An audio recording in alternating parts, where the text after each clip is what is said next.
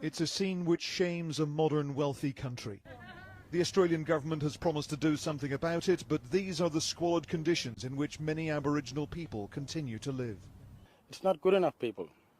There's three old people we got there. They're pensioners, a couple of them on dialysis, and they live in rough. They shouldn't be in there at all. This is too rough. It makes the job of health workers all the more difficult. It's like a shantytown, some of the places I've been to. I mean, it's really shocking. The lack of money that they've got for proper nutrition and the lack of education and the lack of, it's just enormous. This is a town camp in Alice Springs, where houses are overcrowded with extended families and are due to be refurbished. Last year, the people of this camp were promised that 3 new homes would be built here for them. Today, officials came along to break the news that there was no longer any money available and they'd have to go without. The authorities say repair work on existing homes will start soon. New houses have sprung up elsewhere in Alice Springs. These are the sort of improvements which will be praised by the Prime Minister Julia Gillard when she visits the town tomorrow. But 200 miles to the north is the remote community of Ambladowatch. I'm living here. Where more families are sleeping rough, even though the nighttime temperature drops to below 0 at this time of year. They told me they'd been evicted from their homes while they were being renovated. The authorities say they chose to sleep in the open. Chipped away from my house here. You're sleeping here now? Yeah.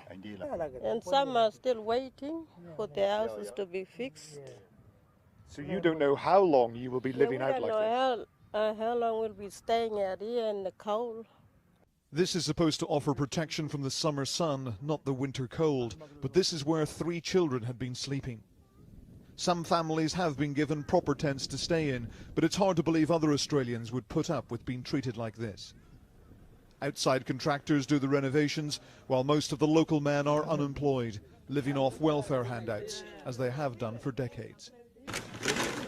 Shopping is paid for using government-issued cards to ensure they spend taxpayers' money on food rather than alcohol. It's as if the government is sitting at your own kitchen table and being intimate part of your life. The government's tight grip on Aboriginal affairs in the Northern Territory has drawn criticism from the United Nations. I was really surprised at their anger, their frustration, their anguish over the intervention policies of the government. In many ways, they felt huge insults to their dignity and their right to self-determination. But there are Indigenous leaders who say their dependency culture must end. They've always had other people doing things for them. It's always somebody else doing things instead of us doing things for ourselves, for our children.